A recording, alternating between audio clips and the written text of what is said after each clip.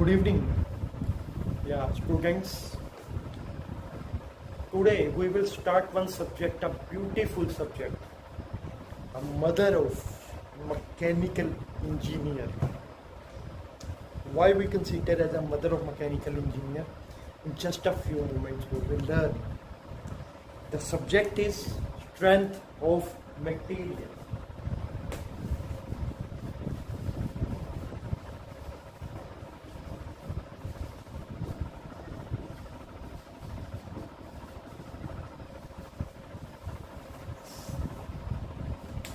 Why this subject is considered as the mother for mechanical engineer? See, what an engineer has to do? An engineer has to design the system, I design the structure, I design the machine, I design the machine component. And when you have to design, you should have a basic knowledge regarding what are the various forces acting on it. So this subject help us to know how to evaluate the quantum of those forces and the type of forces which will be acting. And just machine design is just an extension of this subject. It means if you are thorough in this subject, automatically 80% of the machine design. We will cover this subject in a way, just from a basics. Consider you are zero, you are not having any basis. We will start this subject as a newborn baby, and we will slowly build up the concept, and then we will finally cover the questions which are asked in a competitive exams.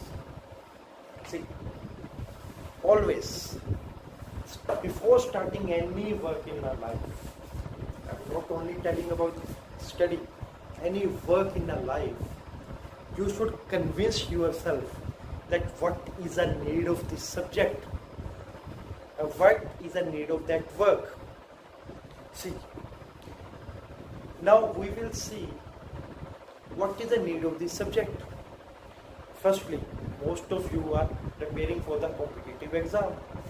So, what is the importance of this subject in a competitive exam? In GATE, 13 to 15 marks vary, but usually 13 to 15 marks they are asking from a SOM, strength of material, and approx 3 to 4 marks from machine design. What I said, machine design is just extension of a SOM, just only application of a SOM. If you are thorough in the SOM, you will just within a second you can solve a question of machine design. We will do it, and I assure you, if throughout this journey you will be with me, then I assure you this subject will be on your tips, and you will consider yourself a better mechanic. Firstly, let me tell something about me. My name is Rahul Abrol.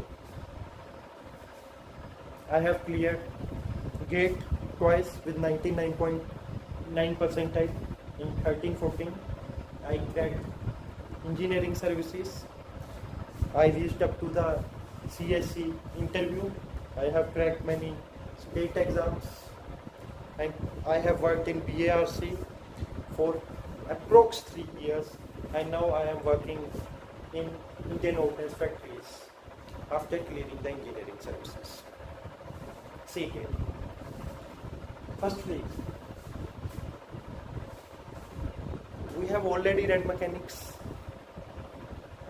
Now question is that if I have read mechanics, then why I have to study strength of material? Is there any difference? Because mechanics also helps us to calculate the forces acting on it. Strength is also helping us in the same way. But why to study strength of material if I already study mechanics? It means there might be some difference. So let us see what is the difference between the strength of material and mechanics. See here. Mechanics deals with the rigid body. Rigid means your body deform नहीं होती क्या? मतलब you are applying a force on it, और body की shape change नहीं होगी. But your strength of material is applied on a deformable bodies. And what do you mean by the deformable bodies? Here, first let me clear one thing. In our universe, no body is a rigid body. All the bodies are deformable bodies. Example, if I am holding this marker, although it is considered that its shape is not changing, but if you will go on a microscopic level, not here, point where I am holding this, I am putting a force on it, and at that point, not here, where I am holding it, that molecules was undergone some deformation.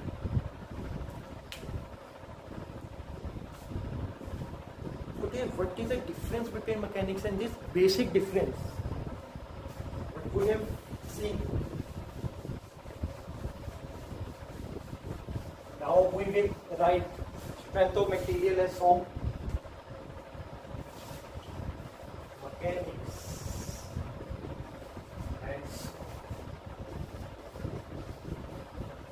mechanics is applied to the, yes, it is applied to the rigid body. Excellent. And so is applied to the deformable. And one thing I have already made clear here, इस दुनिया में कोई भी body rigid body नहीं है. All the bodies are deformable body. It just only depends कि आप किस स्केल पे उसे मेजर कर रहे हैं. Dear, you will go on a microscopic at a molecular level. Then you can well imagine, well see. Sorry to say imagine. You can observe that all the materials in this universe is undergoing a deformation when a force is applied. Okay, second difference. See, what we are studying in the mechanics, we consider a body as a rigid body. And when if there is a rigid body, then whole of the body will move. That's why we calculate air velocity, air acceleration, this type of a things. It means if a body, there are two molecules, if I will say, and if I will apply a force on it, and body will move here, and if a distance is x here, not here, although the body has moved here, distance between these two molecules will remain x. There will be a no change between these two molecules. That's a basic thing in a rigid body. So here what we are studying? We are studying velocity. We are calculating acceleration. What in a sum or a strength of material we are doing here? There will be a body. See that there is a body. Body पे force लगाया हमने, body पे force लगाने के कारण यहाँ से body deform हो गई. उस फोर्स के कारण थोड़ी सी डिफॉर्म हो गई. तो डिफॉर्मेशन होने के कारण इस बॉडी के अंदर से फोर्स उत्पन्न हुई. Force will be generated from inside, जो इस बॉडी को दोबारा अपनी उस पोजीशन पे लेके जाना चाहते हैं, जो दोबारा उसे अपनी पोजीशन पे लेके जाना चाहती है. In some we are studying the forces which is generated inside a body due to application of an external force. Here, let me make clear this point once again. यहाँ पे हम एक्सटर्नल फोर्स जो लग रही है उसे study कर रहे हैं। यहाँ पे एक्सटर्नल फोर्स लगने के कारण बॉडी के इंटरनल जो सी फोर्सेस जनरेट हुई है हम उसे स्टडी कर रहे हैं। ये बेसिक है और बहुत पर्सन को यही पॉइंट क्लियर नहीं हो पाता। अगर बाहर से फोर्स एफ लगी तो एफ इसके अंदर जनरेट हुई, पर डियर दोनों की डायरेक्शन देखो ऑपोजिट होगी। और यही बेसिक रहता है आपके साइन कन्वेंशन के साथ। देखिए ये यहाँ पे अगर ये कंप्रेसिव फोर्स है तो बॉडी के अंदर कौन सी फोर्सेस जनरेट होंगी? जब कंप्रेस किया बॉडी को बाहर लेके जाने की कोशिश करें। This is a basic thing. हम इसमें जो फोर्सेस स्टडी करते हैं फोर्सेस इंटरनल स्टडी करते हैं जो उत्पन्न हुई किसके कारण? क्योंकि एक एक्सटर्नल फोर्स लगी थी। ये अब वन थिंग इज क्लियर, इस बॉडी में स्ट्रेन आया, एक मतलब होती है उसकी डायमेंशंस को चेंज करना। डेफिनेटली इस बॉडी में स्ट्रेन आया, उस स्ट्रेन के कारण क्या हुआ? उसमें स्ट्रेस डेवलप हुआ। तो इस केस में strain and stress both develop, but in this case in the mechanics case there is no deformation, so strain is equals to 0, but stress will be different.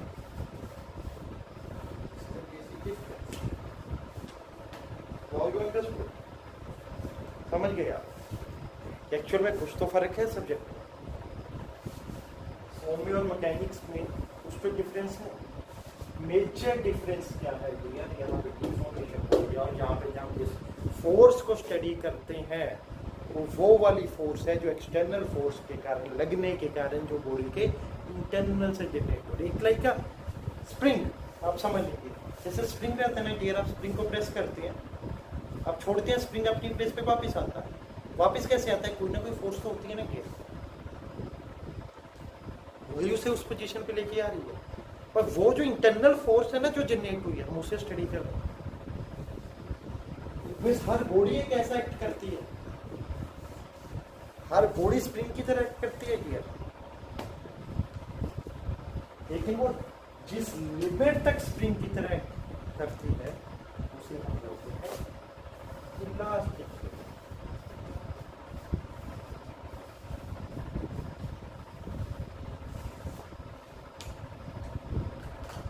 बोलते हैं इलास्टिक। हम इसको और in depth पढ़ेंगे।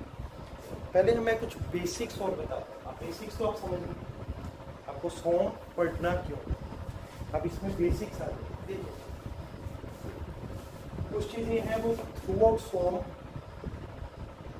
हमें help करेंगे। इसमें सबसे पहला स्टैटिक इक्वेशन। तो आपको ऐसा मालूम होगा, आई नो आपने जब मैकेनिक्स कवर किया हुआ है तो डेफिनेटली ये भी कवर किया ही होगा। फिर भी इट्स माय ड्यूटी, कोर्स ये सब चीज़ें रेगुलर अपीयर होंगी, तो मैं आपको एक बार थोड़ा सा रिवाइज करवा दूँ।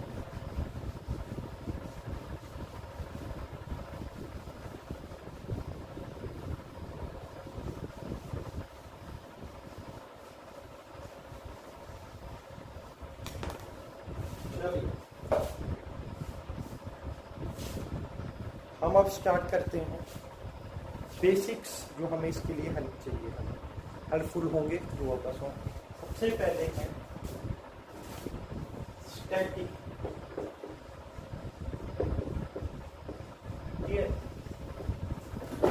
एक बात आप समझ लीजिए,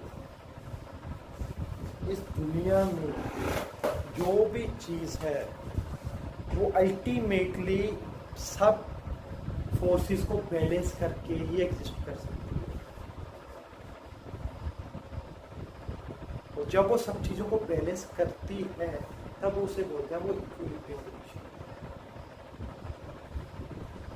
एग्जाम्पल लें, आपका ये फोर्स, आपने ये मार्कर पकड़ा हुआ है,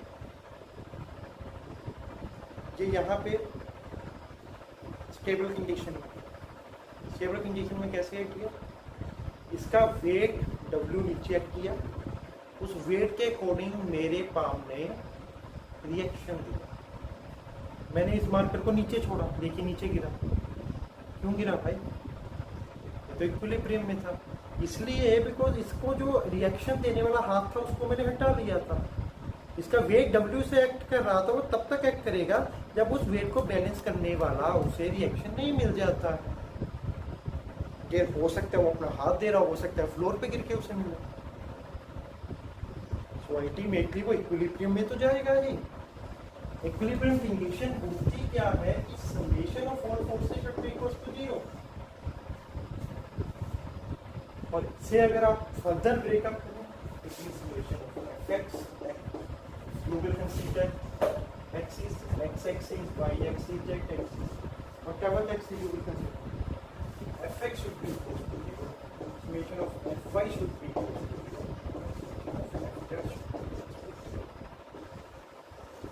Ultimately, इसके बैलेंस से करना ही पड़ेगा। क्लियर?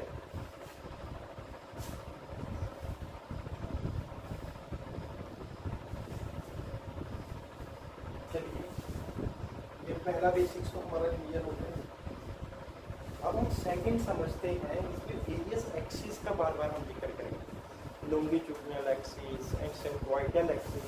हम उसे समझने की कोशिश करें कि वो क्या होती हैं। चलिए, और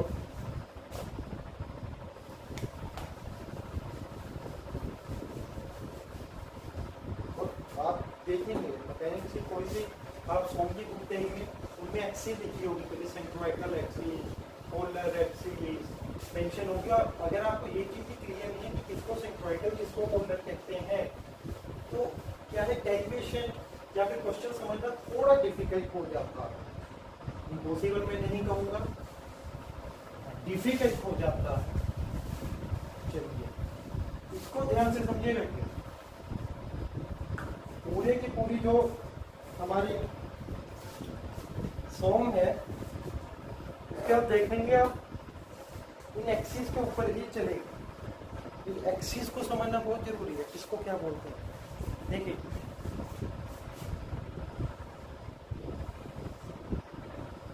मेरी ड्राइंग थोड़ी खराब है, प्लीज कोऑपरेट।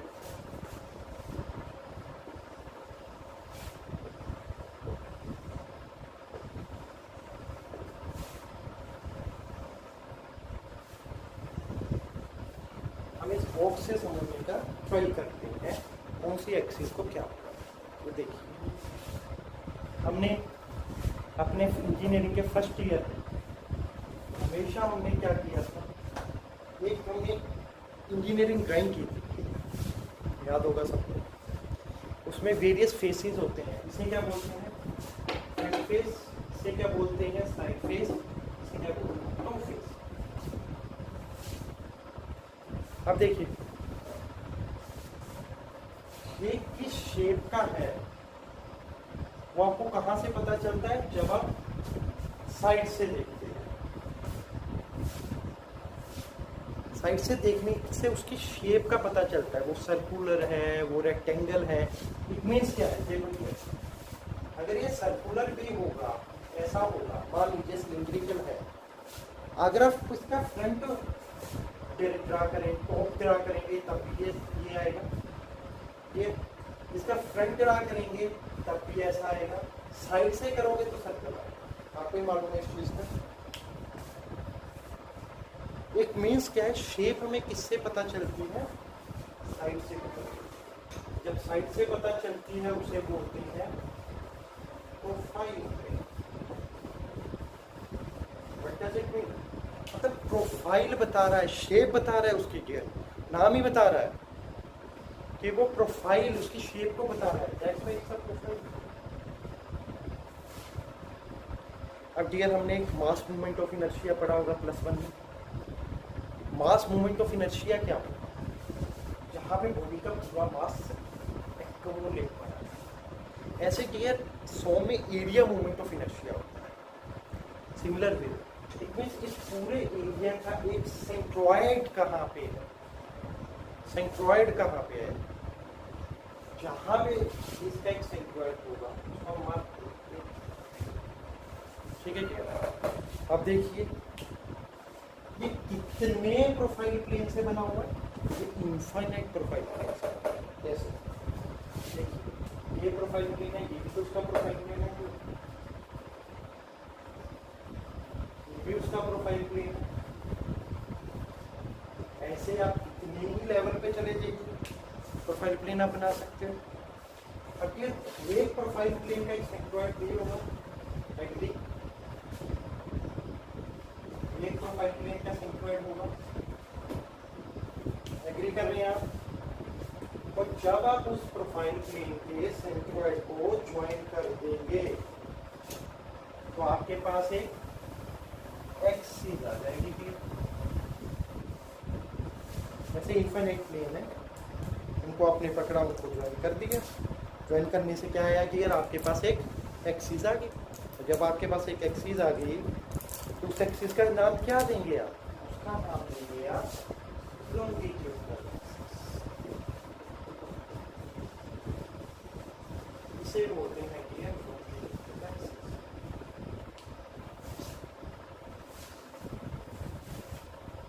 क्लियर हुआ? ठीक है। तो लॉन्गिट्यूडनल एक्सिस एक्चुअल में प्रोफाइल प्लेन की क्या होती है? परपेंडिकुलर होती है। This is a longitudinal axis. अभी आप जब हम 100 में एंटर करेंगे ना डियर, तब मैं आपको इसकी वैल्यू समझाऊंगा। अब आपको इसकी वैल्यू समझाऊंगा कि लॉन्गिट्यूडनल एक्सिस की क्या वैल्यू है। एक्चुअल में जो भी आप फोर्स लगाते हैं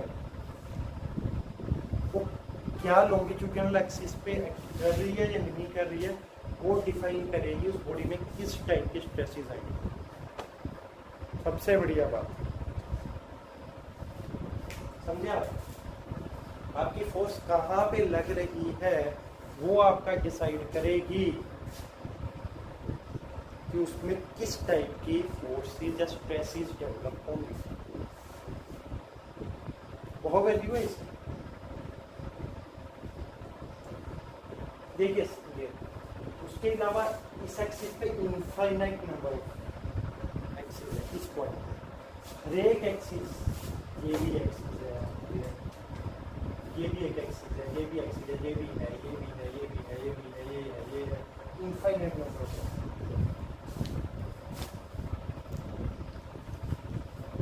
यूजली इस एक्सिस से दो एक्सिस परपेंडिकुलर है। क्लियर बेटा? एंगल अगर आप करेंगे तो एक पॉइंट के लिए ये अगर होगी तो इसके परपेंडिकुलर, ये इसके परपेंडिकुलर भी। That's only a truth that we can see. तो एक पॉइंट पे तो तीन एक्सिस ही परपेंडिकुलर होंगी ना। क्लियर? अगर मैं हॉरिजॉन्टल एक्सिस को एक लेता हूं तो बाकी वर्टिकल और एक उस एंगल पे आएगी, 270 पे आ जाएगी। That's only a thing.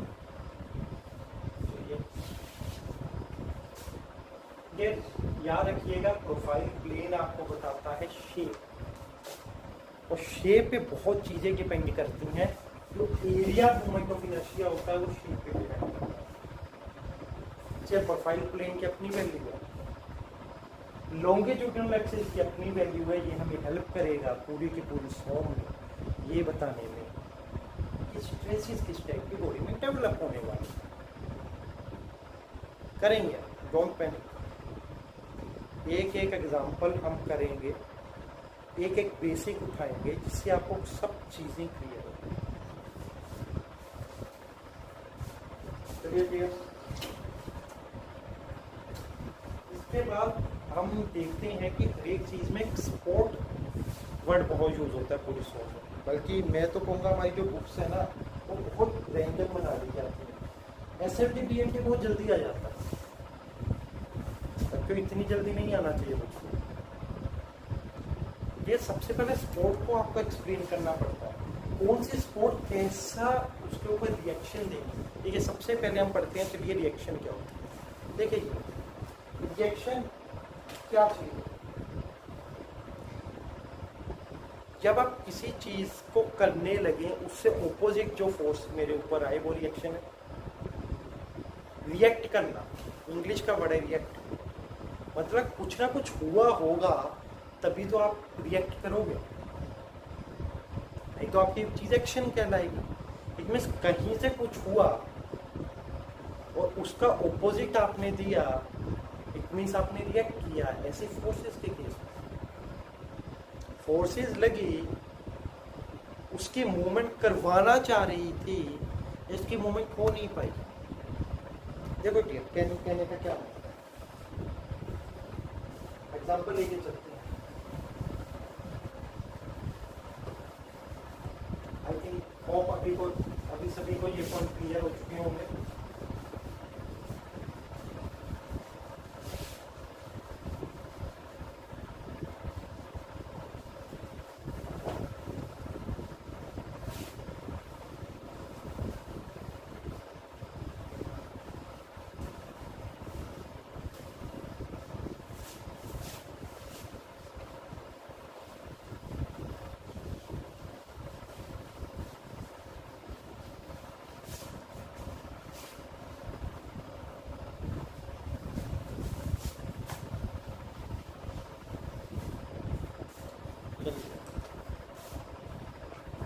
हम एक एग्जांपल लेके चलते हैं हिंज स्पोर्ट।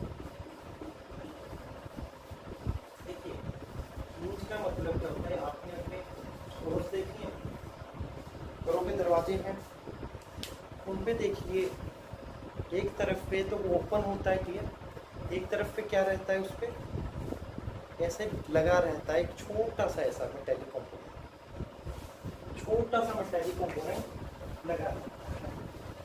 क्लियर होता है हिंज, उसे हिंज ही बोलते हैं। हिंज का मतलब क्या है क्लियर, देखिए वो आपने फोर्स लगाई आपके डोर के ऊपर, उसने क्या किया कि डोर को ये तो अलाउ कर दिया कि डोर ऐसे घूम जाए, ये अलाउ नहीं किया कि डोर मूव हो जाए। इट मीन्स एक बॉडी पे जब फोर्स जब लगी है, बॉडी की क्या टेंडेंसी, अगर हम 2D में आए, बॉडी हॉरिजॉन्टल मूव करे, बॉडी वर्टिकल मूव करे या बॉडी रोटेट कर सके, यही 3 फोर्सेस लगेंगी जब हम 2D में समझेंगे। 3D में जाएंगे तो क्या होगा, 3 डायरेक्शंस में एक्स वाई जेड में उसकी मूवमेंट और उसमें उसकी रोटेशन। हम 2D में अपने आप को अभी रिस्ट्रिक्ट करते हैं। हिंज स्पोर्ट को हम यूजली बनाते हैं ऐसे। अब हिंज स्पोर्ट क्या कर रहा है, देखिए ये आपका एलिमेंट है, देखिए ये जो ये दिखाया हुआ है ना, एक सिंपल आप ऐसे बनाते हो ना हमेशा, तो ऐसे किया तो ये होता है, ये भी लॉन्गिट्यूडिनल एक्सिस। देखिए पूरी की पूरी फॉर्म हम पढ़ते हैं, ये होता है लॉन्गिट्यूडिनल एक्सिस, ये वैल्यू है लॉन्गिट्यूडिनल एक्सिस की, मैं पूरी की पूरी फॉर्म ही लॉन्गिट्यूडिनल एक्सिस दिखाती है। देखोगे सबसे बढ़िया बात, अब मान लीजिए ये, अब ये वाला जो है आपका कंपोनेंट, ना तो ऊपर मूव कर सकता ना नीचे मूव कर सकता है, ये देखो ना तो ये वाई डायरेक्शन में मूव कर सकता है, ना ये एक्स डायरेक्शन में मूव कर सकता है। ये रोटेट जरूर कर सकते हैं जैसे अपना डोर करता है। और रिएक्शन का मतलब क्या होता है, कौन से जो मोशंस हैं वो रिस्ट्रिक्ट कर दिए गए हैं। इट मीन्स कि इसके कारण एफ एक्स की वैल्यू भी नॉन जीरो आएगी, एफ वाई की वैल्यू भी नॉन जीरो आएगी, लेकिन मूवमेंट की वैल्यू जीरो आएगी। क्यों क्यों जीरो आएगी डियर, क्यों, इसलिए because movement is allowed, because movement is allowed. It means golden rule reaction के लिए आपको ये देखना है वो जो कंपोनेंट है उसमें कौन कौन सी मूवमेंट है जो अलाउड नहीं है, जो अलाउड नहीं है वही आएंगी रिएक्शन में, जो अलाउड है वो उसकी वैल्यू जीरो होगी। इसीलिए देखिए हम पूरी सम में हम कैलकुलेट करते हैं आपने देखा होगा जब आप एसएफटी बीएमटी कॉलेज में करते होंगे, फोर्स लगी है, इसका मूवमेंट स्केल आउट मल्टीप्लाई इसका रिएक्शन स्केल आउट करके जीरो कर देते थे वैल्यू निकालने के लिए आर बी। तो क्यों जीरो करते थे? वो यहाँ पे स्पॉट होती है कि रोलर होती है। अब रोलर पे आते हैं, देखिए रोलर का सबसे मजेदार चीज देखिए, रोलर को यूजली हम कैसे बनाते हैं, ऐसे करते हैं। रोलर क्या है, वो इस तरफ को मूव कर जाएगा, तो ये जब इस तरफ को मूव कर गया, ये रिएक्शन क्या नीचे सिर्फ इस डायरेक्शन में जाने नहीं देगा कंपोनेंट। तो इट मींस इसमें सिर्फ और सिर्फ y की वैल्यू जीरो होगी, आपकी m की वैल्यू भी जीरो होगी मोमेंट की, और डियर आपकी x की वैल्यू भी जीरो होगी। Checking this is x. देखिए अब आप कुछ भी निकाल सकते हैं इंडिया। अगर आपका फिक्स दे दिया, फिक्स मतलब लाइक मैंने ऐसे होल्ड कर दिया जी, ना तो ये ऐसे आ सकता है, ना ऐसे जा सकता है, ना रोटेट कर सकता है। इतने समय तीनों की वैल्यू नॉन जीरो हो गई थी यार। सो गोल्डन रूल, गोल्डन रूल समझिए क्या है, रिएक्शन में उसकी वैल्यू आएगी जिस तरह मूवमेंट अलाउड नहीं है, इस तरह मूवमेंट अलाउड नहीं है। तो कैसे कैलकुलेट करना है यह भी हम देखेंगे।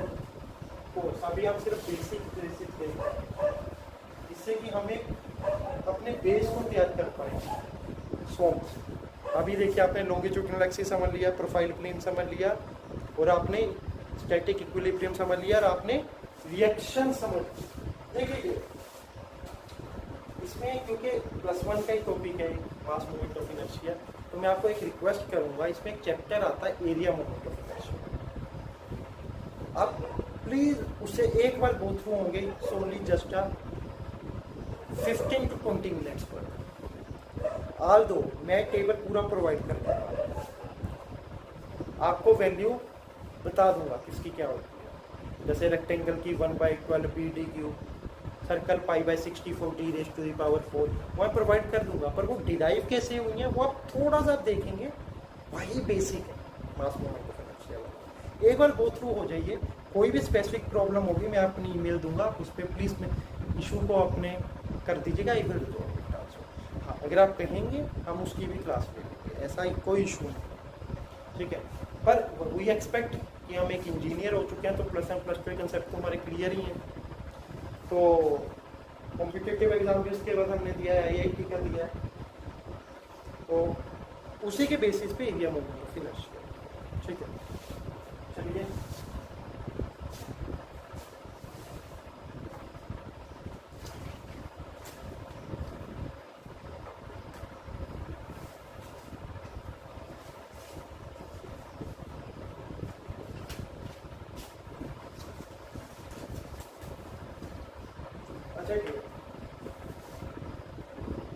कई बार ना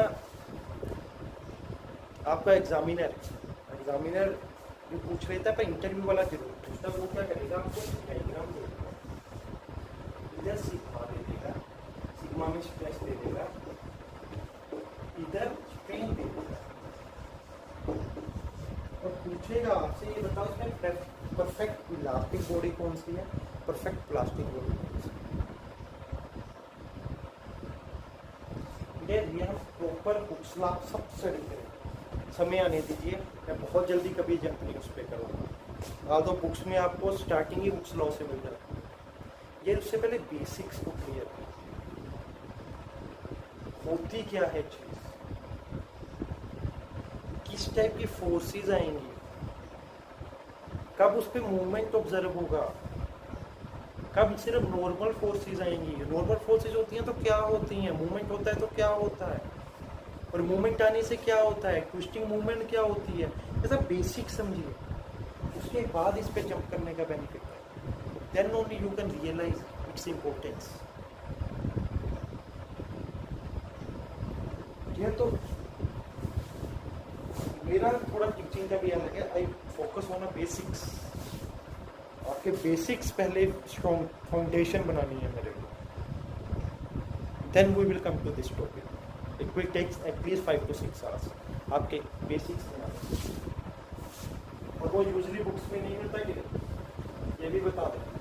बहुत बुक्स हमने स्टडी की हैं, उसके बाद उससे नोट्स बनाए हैं, फॉरेन ऑथर्स की बुक्स पढ़ी हैं, कुछ रिसर्च वर्क को इंक्लूड किया है, देन ये सब नॉलेज जो मैंने गैदर किया वो मैं आपके साथ शेयर करने जा रहा हूँ। चलिए, ये एक मजे की बात बताएं, ये बात होती है स्ट्रेन जब होगी क्या स्ट्रेस श्योरली डेवलप होगी? अगर स्ट्रेस की वैल्यू गिवन है क्या वहाँ पे स्ट्रेन होगी? डेफिनेटली होगी।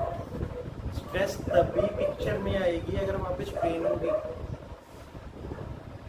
ये बात सुनिए आप, स्ट्रेस कब आती है? स्ट्रेन तो आपने फोर्स लगाई, मैंने बोला स्ट्रेन तो आनी ही आनी है बॉडी में। कोई भी फोर्स लगाओगे स्ट्रेन तो आएगी, बॉडी तो डिफेक्ट होगी ही होगी।